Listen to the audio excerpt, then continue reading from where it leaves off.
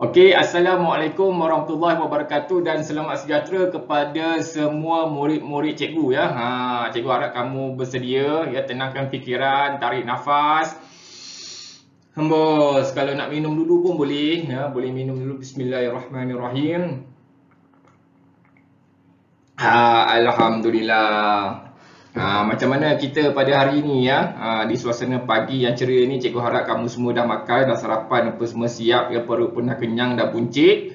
Jom kita sambung subjek kita pada hari ini ya, iaitu bahasa Melayu. Jom belajar bersama cikgu Nizam. Bersedia dengan buku teks, buku tulis apa semua ya.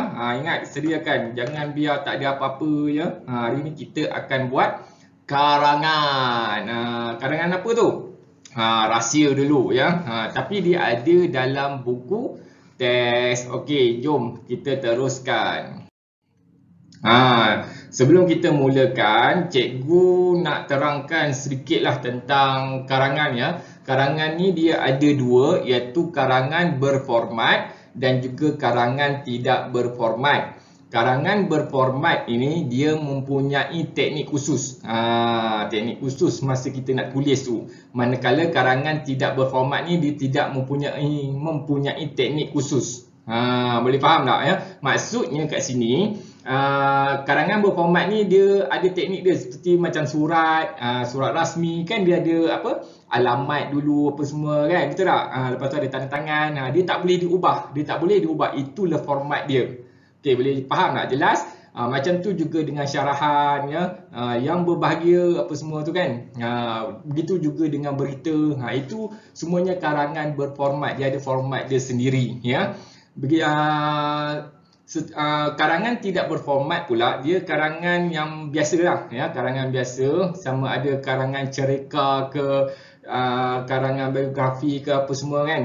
Dia penulisannya biasa. Dia tak ada format-format tertentu, dia hanya format karangan tu je. Ada perangan pertama, pendahuluan, isi kedua, isi ketiga, isi keempat dan juga penutup. Itu biasa karangan tidak berformat. Pada hari ini kita akan buat karangan tidak berformat. Biasa, simple, relax je ya. Tarik nafas dulu. Okey, baik. Karangan tidak berformat ni ya, dia macam biasalah, dia ada pendahuluan. Kemudian dia mesti ada isi ya, sama ada isi tu terpulang ya, biasanya sekurang-kurangnya 3 isi lah ya, 3 isi. Kalau nak buat 5 isi pun boleh. Kalau kita ada idea tu, sebab cikgu cakap dalam bahasa Melayu ni kita kena kreatif. Macam mana kita nak kreatif? Dalam bahasa Melayu kita kena banyak membaca. Itu je ya. Asahkan minda kamu ni dengan banyak membaca bahan-bahan ilmiah ya, contoh macam novel apa semua ya. Jadi kamu kat situ dia, bila kita membaca novel contohnya kan, ataupun komik kan, kita automatik otak kita membayangkan keadaan suasana yang kita baca tu, betul tak kan? Itulah, masa itulah dia akan melatih kamu berimajinasi. Berimajinasi. Bila kamu dah biasa macam tu, apabila diberi karangan, kamu boleh imaginekan dia, imajinasikan dia macam mana keadaan dia, suasana dia. Faham tak? Itu dah mengasah minda kita ya. Kita kena kreatif. Bukan dalam seni je kena kreatif, dalam bahasa Melayu pun kena kreatif. Okey, berbalik kepada penulisan karangan ya, tak berformat kita pada hari ini. Macam biasa, pendahuluan. Kemudian perangan kedua, ketiga, keempat tu biasa, kelima tu biasanya kita buat isi. Ya, sekurang-kurangnya 3 isi. Kat sini dia tulis 5 ya. Tak perlu panjang sangat. 3 isi pun cukup lah ya. 3 perenggan tu. Dan diakhiri dengan penutup, perenggan yang terakhir sekali. Penutup ni biasanya kesimpulan. Okey, apa kita nak tulis dekat pendahuluan ni? Pendahuluan ni biasanya kita tulis berkaitan tajuk. Contohnya, aku sebuah basikal. Jadi pendahuluan dia tu mesti berkenaan basikal dulu. Aku adalah sebuah basikal. Aku dilahirkan di sebuah kilang yang terletak di Shah Alam. Nama aku adalah BMS. Dia macam pengenalan, memperkenalkan diri dia tentang basikal. Jenama apa, ya, warna ya. Kemudian barulah masuk perenggan yang kedua, isi tu baru kamu mengasah minda kamu tu. Dihantar ke mana ya, berjumpa dengan kawan-kawan baru Ya, ada basikal chopper, ada basikal Honda Street, ada basikal racing, ada. Nampak? Itu perkembangan idea. Perkembangan idea hanya boleh dapat bila kamu banyak membaca.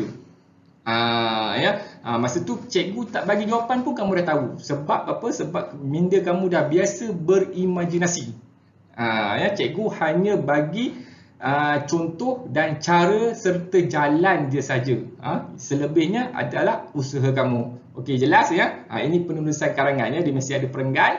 Ada isi 1, isi 2, isi 3. Maknanya perenggan 1, perenggan 2, perenggan 3 dah. Dan juga terakhir sekali penutup, perenggan yang terakhir. Okey, jelas setakat ni ya. Senang je, simple ya. Karangan ni sangat mudah ya. Tak perlu ayat yang panjang-panjang pun tak apa ya. Yang penting ada isi dia yang berkaitan dengan tajuk. Okey, baik. Seterusnya kita dah masuklah bab kita nak belajar hari ini. Objektif kita pada hari ini ialah mendraft dan menghasilkan penulisan berformat dan tidak berformat. Macam cikgu sebut tadi, penulisan kita pada hari ini penulisan tidak berformat. Biasa je ya, seperti yang kita selalu baca dalam buku teks tu. Minum sekejap. Alhamdulillah. Cikgu dah baca bismillah dalam hati. Relax sambil makan-makan, bertenang. Ingat tu ya. Supaya kamu dapat mendraft dan menghasilkan penulisan tidak berformat ya. Okey, untuk karangan pada hari ini mudah saja sebab dia dah ada isi dah. Kamu tak perlu nak fikir isi dia. Isi dia dah ada, kamu cuma upgradekan, huraikan isi itu menjadi perenggan. Jelas seperti yang kita buat sebelum ni, senang saja ya. Isi dah ada, hanya kamu olahkan dia supaya menjadi perenggan ikut kreativiti kamu.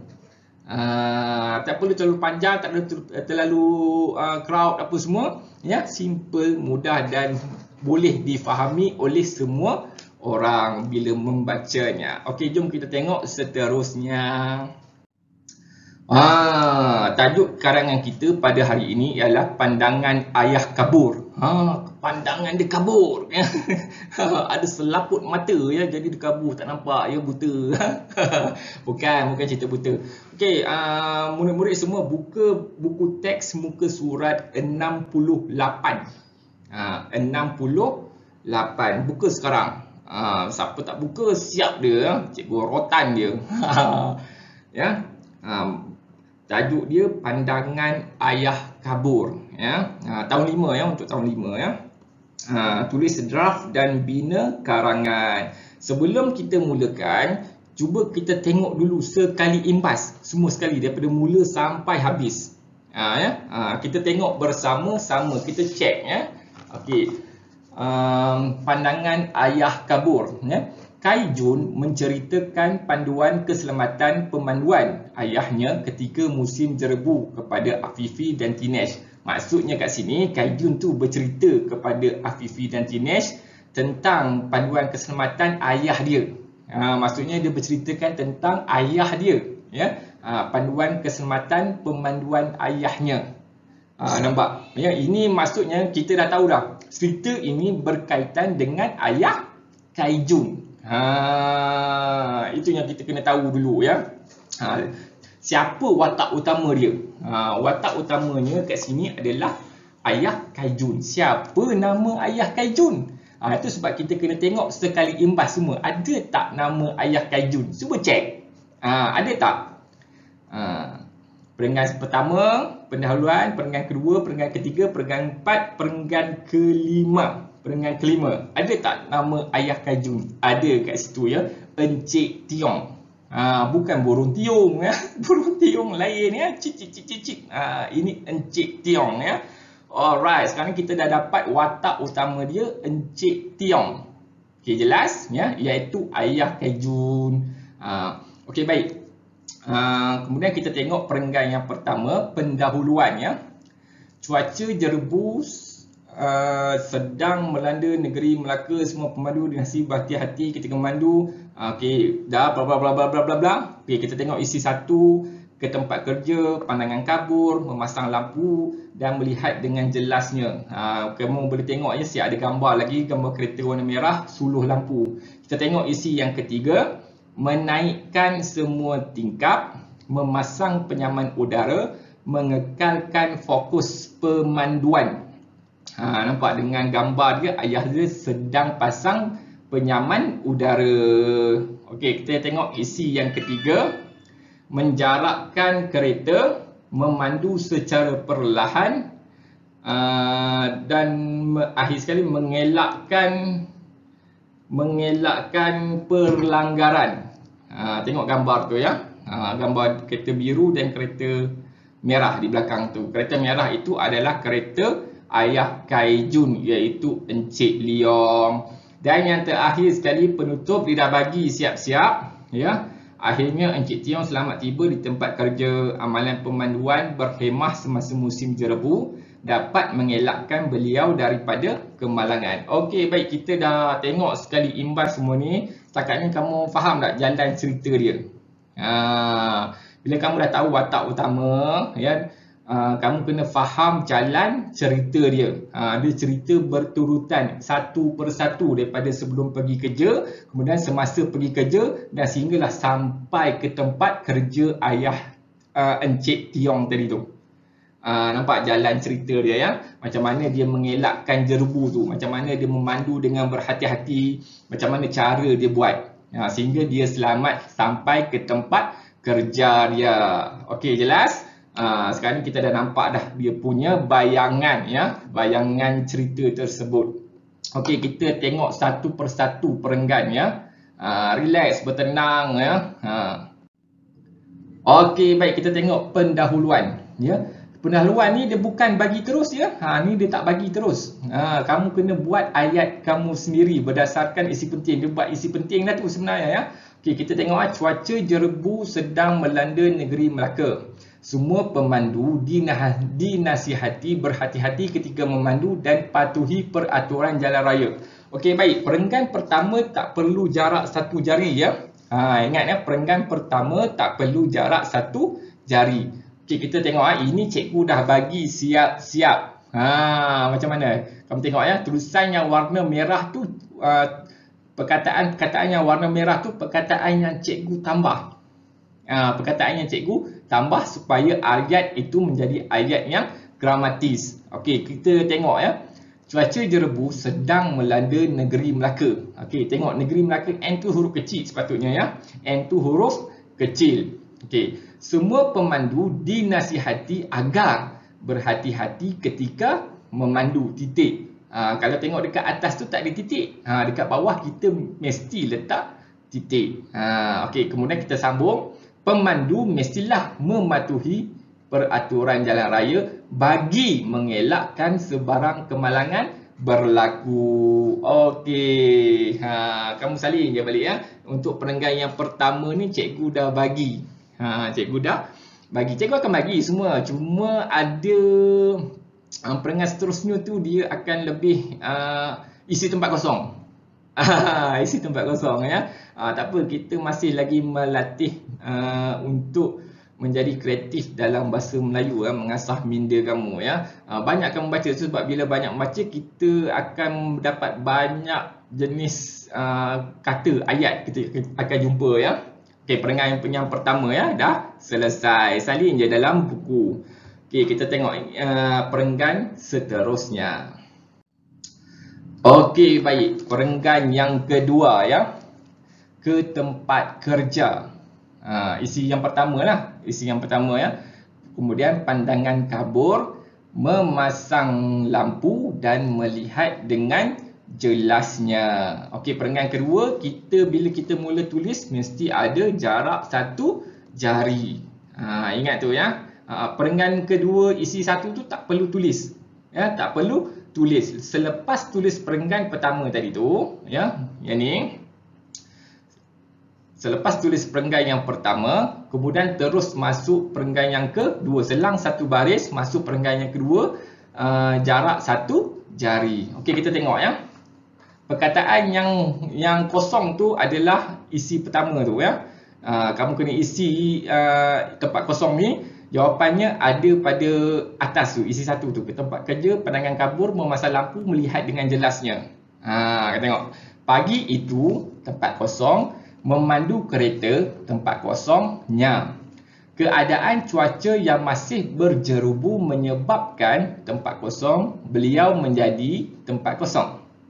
Setelah Encik Tiong tempat kosong, koma, ya, ada koma, barulah beliau dapat tempat kosong, titik. Kamu rasa apa jawapan itu? Jawapan dia dah ada dekat atas tu. Jawapan dia dah ada, senang je, ya. Okey, kita tengok satu persatu, ya. Ni contoh cikgu bagilah, ya kan. Kalau kamu ada ayat kamu sendiri, tak apa, tak ada masalah, ya. Ini hanya untuk melatih, ya, melatih otak kita, kreativiti kita, ya, dalam membina perenggan. Pagi itu Encik Tiong, siapa nama ayah dia tu tadi? Kita letak lagi situ. Pagi itu Encik Tiong memandu kereta ke mana? Ke tempat kerjanya. Okey. Keadaan cuaca yang masih berjerubu menyebabkan apa? Dia tulis situ pandangan kabur, ya. Menyebabkan pandangan beliau menjadi kabur. Okey, baik. Setelah Encik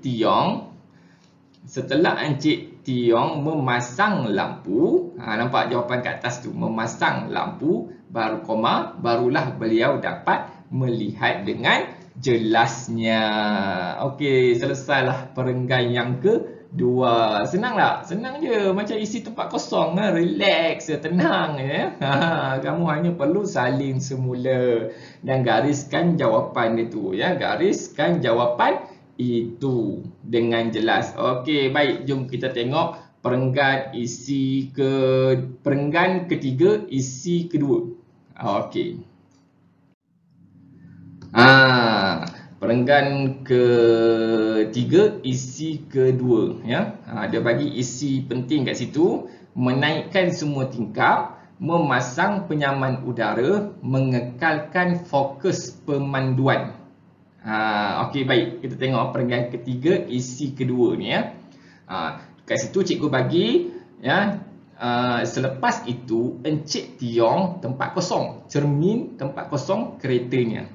Beliau tempat kosong supaya cermin tidak menjadi kabur. Dengan ini beliau dapat tempat kosong dengan baik.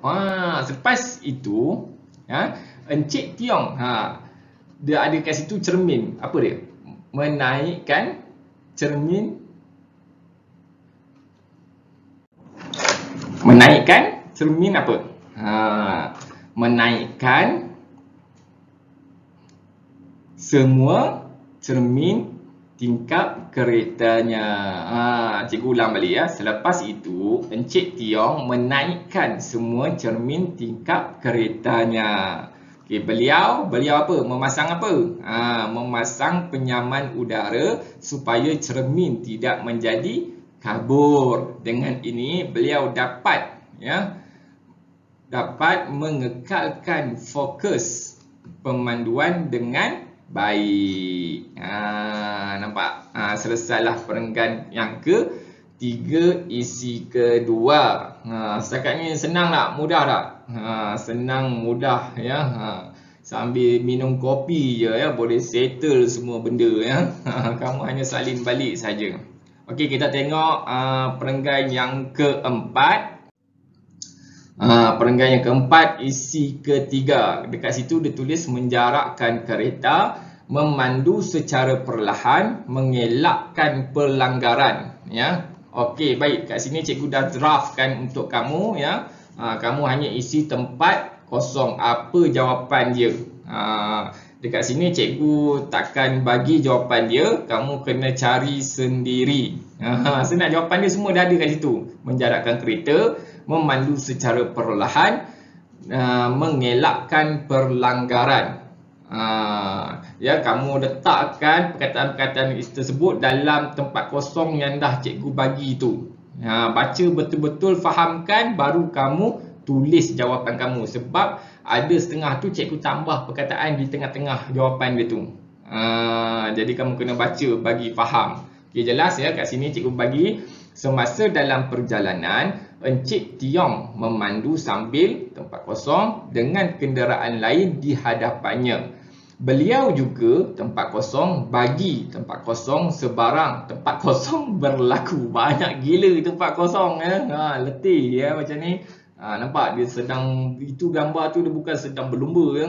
Maksudnya dia ikut kereta tu dalam jarak yang ditetapkan. Ya, sekurang-kurangnya 1 meter, 2 meter ya. Okey, jelas ya. Bila dalam dia memandu perlahan dan juga mengekalkan jarak di antara kereta. Sebab apa? Sebab dalam keadaan jerubu tak nampak ya, kalau kereta depan brake ya, kita ikut rapat-rapat habis bertumpam mati kat situ juga ya. Okey, yang ni kamu boleh tulis sendiri. Kita tengok perenggan yang seterusnya. Okey, perenggan penutup ni kamu tak perlu tulis apa-apa. Bukan tak perlu tulis, perlu tulis. Kamu tak perlu nak fikir apa-apa sebab dia dah bagi dah. Ya, tengok perenggan kelima penutup. Akhirnya Encik Tiong selamat tiba di tempat kerja. Amalan pemanduan berhemah semasa musim jerebu dapat mengelakkan beliau daripada kemalangan. Settle penutup ya, penutup biasanya kesimpulan. Akhirnya dia selamatlah.